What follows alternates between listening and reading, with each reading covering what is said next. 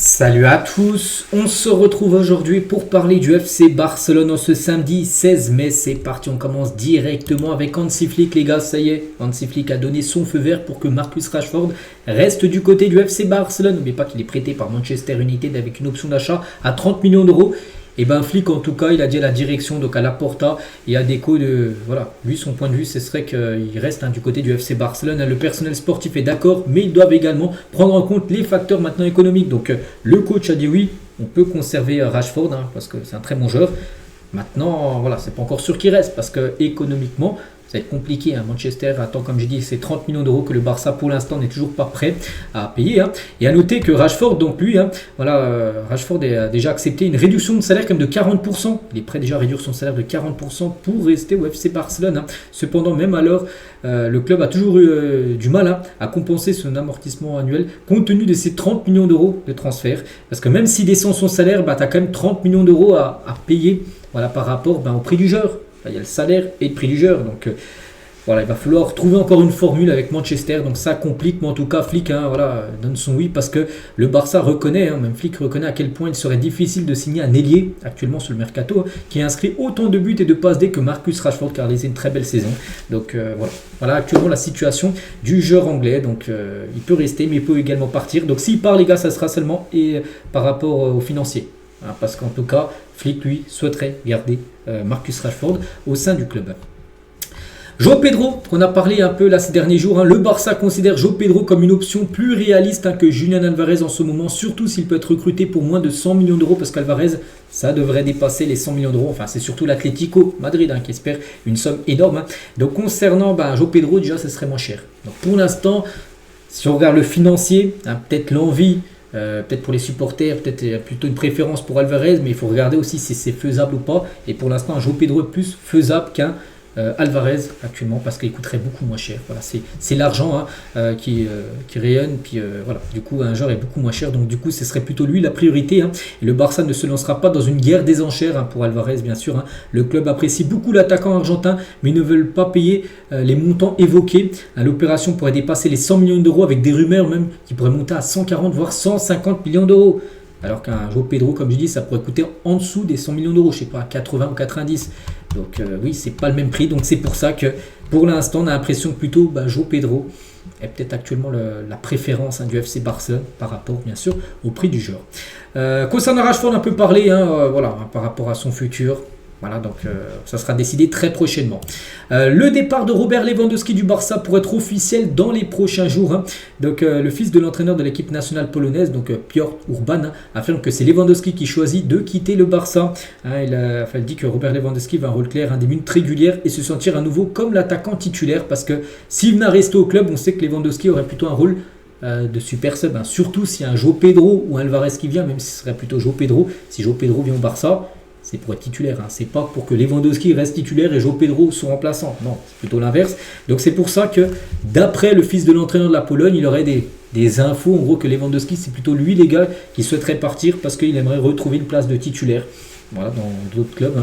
S'il vient rejoindre Al Hilal, club où il est beaucoup annoncé, il pourrait être titulaire, peut-être avec Benzema, plus son attaque, ça peut être vraiment une attaque de feu. Mais en tout cas, voilà, concernant la situation de l'attaquant polonais. Mundo Deportivo aujourd'hui, ça parle encore du Real Madrid, pourtant Mundo Deportivo c'est un journal catalan, mais ça parle de la guerre un peu du côté du Real où il y a beaucoup de clash actuellement, mais surtout Mundo Deportivo aussi, Deco va repérer João Pedro parce qu'aujourd'hui Deco il s'est rendu même je crois hier à Londres. Aujourd'hui il y a la finale de la FA Cup entre Chelsea, le Chelsea de João Pedro contre City, il sera présent même dans le stade pour superviser João Pedro.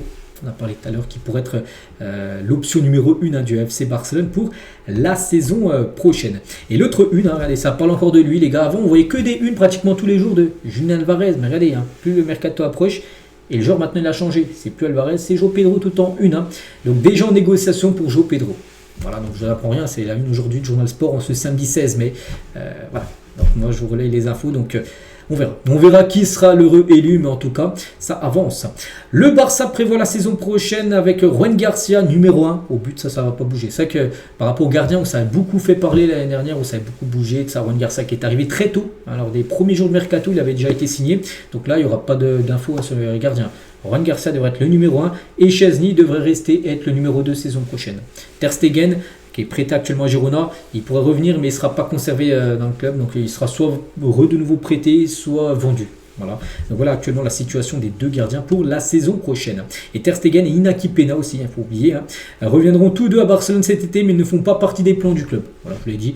Donc il y aura peut-être un troisième gardien qui pourrait être Kochen, Diego Kochen, gardien je crois de l'équipe réserve, qui pourrait être le troisième gardien derrière ces deux-là. Et du coup, Ter Stegen voilà, devrait repartir. Et Inaki Peña, je crois qu'il est prêté actuellement, je ne sais plus, ou à Elche ou un truc comme ça, devrait de nouveau repartir en prêt ou être vendu. Voilà.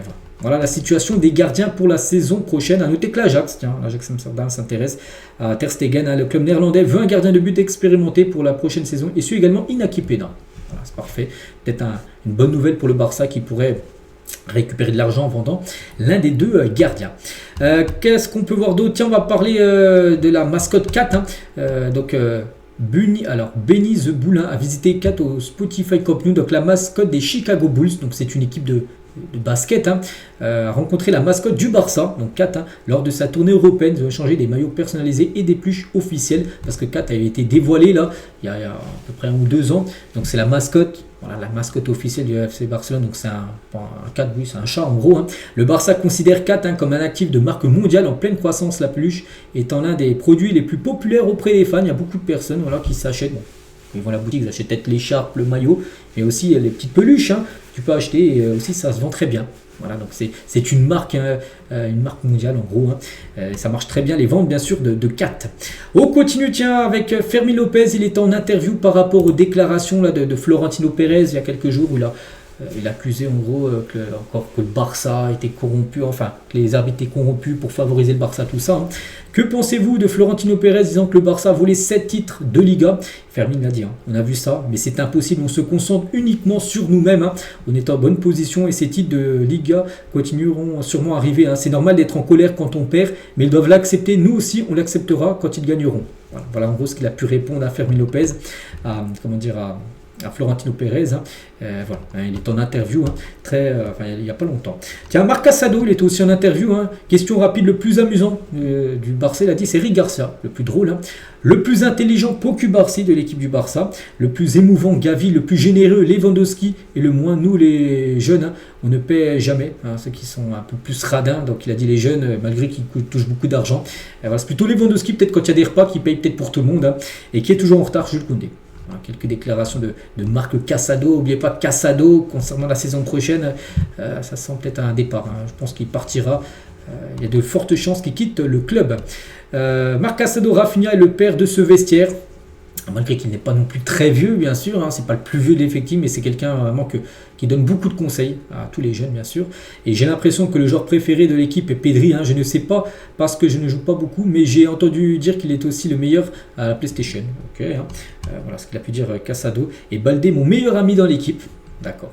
On continue avec le Barça qui s'attend à ce que la boutique du Camp Nou termine la saison avec 30% de revenus en plus par rapport à l'année dernière. Ça, c'est une bonne nouvelle avec les maillots vendus, les écharpes, tous les accessoires, les survêtements, les peluches 4 qu'on a parlé avant. Donc en gros, 30% de plus. C'est plus de ventes, donc plus de revenus dans les caisses du club. Le club estime également que le Barça licensing et marchanding en gros pourrait dépasser les 200 millions d'euros de revenus cette saison si on cumule. Donc là, c'est la boutique du Camp Nou. Mais là, si tu rajoutes toutes les autres boutiques en gros officielles sur internet, tout ça, et ça pourrait dépasser les 200 millions d'euros de revenus cette saison par rapport aux ventes de produits du FC Barcelone, donc les maillots, les écharpes, les shorts, peu importe un article officiel du FC Barcelone, ça a rapporté 200 millions d'euros. C'est un club qui vend énormément, bien sûr, tous ces objets, le Barça. Et le Barça a généré aussi 16 millions d'euros, ça c'est énorme, grâce à la vente de billets pour le Classico qui avait été joué dimanche dernier, le 10, contre le Real Madrid. Un nouveau record, la boutique du Camp Nou a également connu son meilleur jour de vente de tous les temps. Depuis la création quand même du Camp Nou, la boutique a vendu le plus de maillots plein ça a été le meilleur jour de revenus de la boutique officielle du Camp Nou lors du Classico dimanche dernier, où beaucoup de personnes se sont fait plaisir, ont acheté peut-être ce maillot or qui a été une collaboration encore qui a très bien marché avec bien sûr avec Spotify. Et on finit avec Thomas Roncero qui est un journaliste enfin, c'est un journal chroniqueur, on va plutôt dire ça, hein, et grand fan du Real. Hein. Si je devais signer un joueur de Barcelone, je prendrais Fermin au-dessus de Lamine Yamal, Rafinha ou Pedri. Hein. Fermin est l'architecte en gros madrilène, hein. Un box-to-box qui peut marquer, défendre, marquer des buts, donner des passes D. C'est une mouche dans la surface. Hein. Fermin a interrogé sur ce commentaire. Merci pour les mots, mais je suis un architecte du Barça. Voilà, un archétype même du Barça, parce que lui en gros comme j'ai dit c'est un grand fan, on peut le voir déjà avec le maillot du Real Madrid, tout ça, hein. Donc voilà, il a dit que s'il pouvait signer un joueur du Barça au Real, il prendrait Fermin Lopez, même devant Rafinha, Pedri ou même Lamine Yamal. Voilà, on finit avec ça aujourd'hui, donc voilà ce qu'il y avait à dire. J'espère que ça vous a plu. N'oubliez pas que le Barça ne joue pas aujourd'hui, c'est pour ça qu'on n'a pas trop parlé du match aujourd'hui, mais plutôt demain, on parlera demain du Barça Betis Séville, hein, ça sera l'avant-dernier match de la saison, dernier match de la saison à domicile. Voilà. Allez, moi je vous laisse, hein, je vous souhaite une très bonne journée et à demain.